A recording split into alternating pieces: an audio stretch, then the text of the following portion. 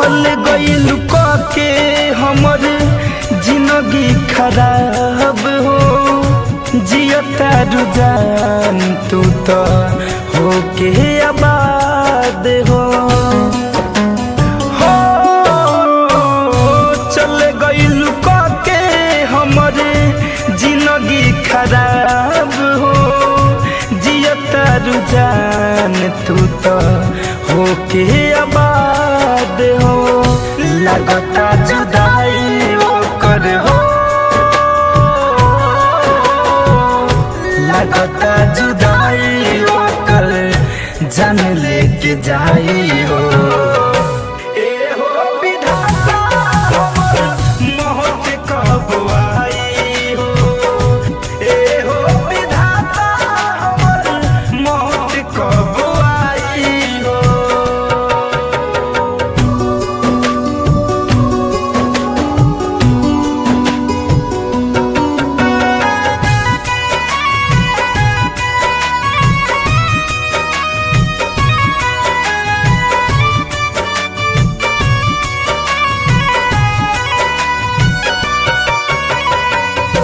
कैसे के प्यार केहू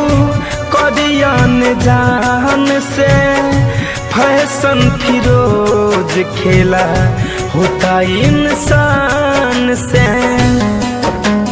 हाँ कैसे के प्यार केहू करियन जान से शिव मन मोही खेला होता इंसान से बिछड़ के धनंजय से हो बिछड़ के धनंजय से कैसे रह पाई हो।